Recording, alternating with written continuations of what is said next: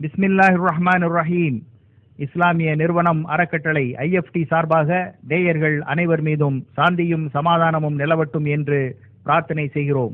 அஸ்ஸலாமு அலைக்கும் வரஹ்மத்துல்லாஹி வபரகாத்துஹு. இறை வேதமும் இறை இலக்கியமுமான திருக்குர்ஆன் தமிழாக்கத்தை சில ஆண்டுகளுக்கு முன் IFT வெளியிட்ட போது மக்களிடையே அது பெரும் வரவேற்பை பெற்றது.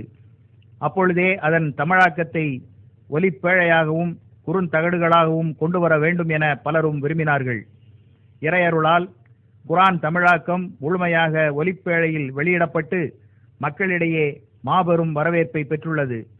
அடுத்த கட்டமாக மக்களின் மகத்தான ஆதரவுடன் குறுந்தகடுகளில் CDக்களில் குர்ஆன் தமிழாக்கத்தை முழுமையாக கொண்டு வந்தோம். இறையருளால் இப்பொழுது DVDக்களில் குர்ஆன் ஒலிக்கிறது. இதற்கும் உங்களுடைய மகத்தான ஆதரவை கோருகிறோம். இதோ வான்மறை குர்ஆனின் தேன்மதுர தமிழோசை. தமிழ் மக்கள் வாழும் திக்குகள் தோறும் இந்த திருமறை வசனங்கள் ஒலிக்க வேண்டும் என்பது எங்கள் பேரவா. அருள்மறை குர்ஆனின் அரபிக் ராத் ஷேக் மஹமூத் கலீல் அல் ஹுஷ்ரி அவர்களுடைய இனிய குரலில் இதயத்தை தொடுகிறது.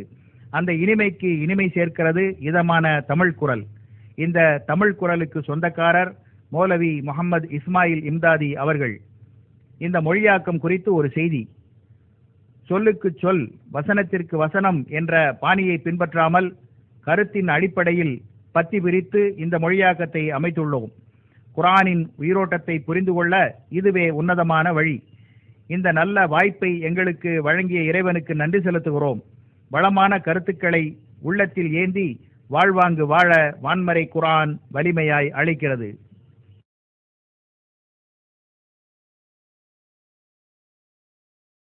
அளவிலா கருணையும் இணையிலா கிருபையும் உடைய அல்லாஹுவின் திருப்பெயரால்.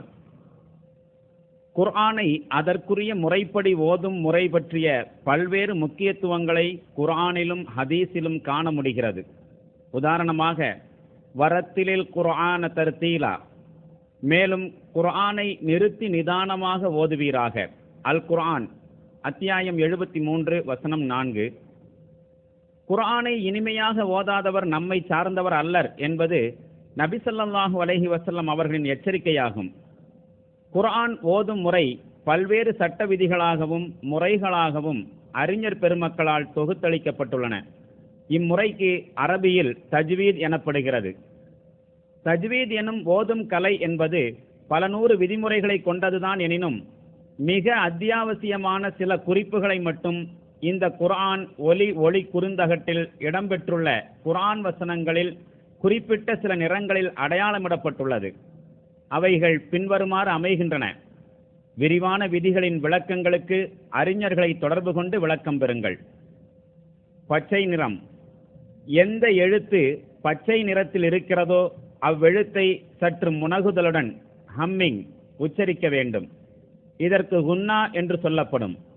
இந்த குன்னா என்பது சுக்குன் உள்ள நூன், ஷத்துள்ள நூன், சுக்குன் உள்ள மீம், ஷத்துள்ள மீம் மற்றும் தன்வீன் எனப்படும் தோ ஜபர், தோ ஜேர், தோ பேஷ் ஆகிய இடங்களிலும் பிரயோகித்து ஓத வேண்டும்.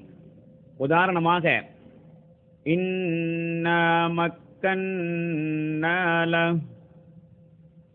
வராஅஹும் மலிக் என்பது போல. சிவப்பு மற்றும் ஆரஞ்சு நிறங்கள்.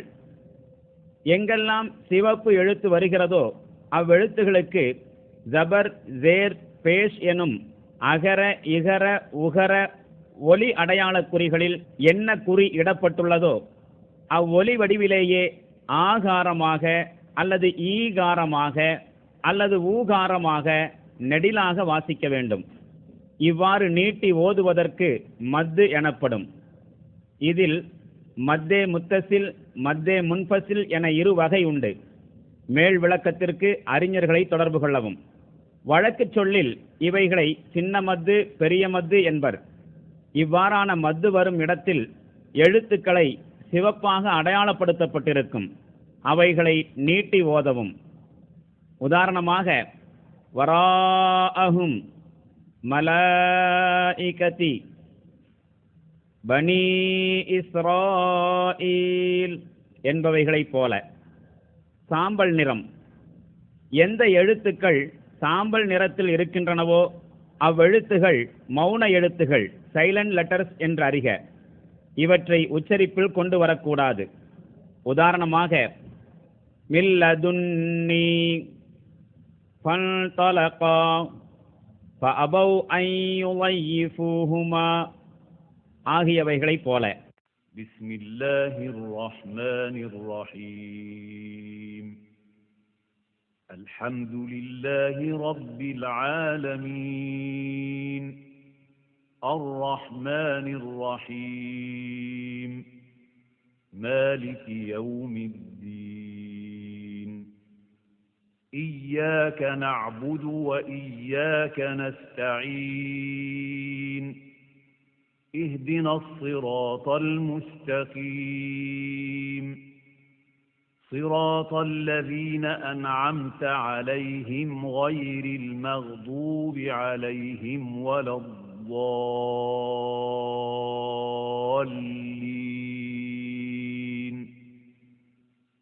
அத்தியாயம் அல் ஃபாத்திஹா. மக்காவில் அருளப்பட்டது. வசனங்கள் 7.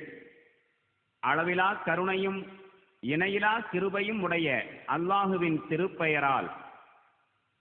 எல்லா புகழும் அனைத்துலகிற்கும் எஜமானனாகிய அல்லாஹுவுக்கே உரியதாகும். அவன் மாபெரும் கருணையாளனாகவும் தனிப்பெரும் கிருபையாளனாகவும் இறுதி தீர்ப்பு நாளின் அதிபதியாகவும் இருக்கின்றான்.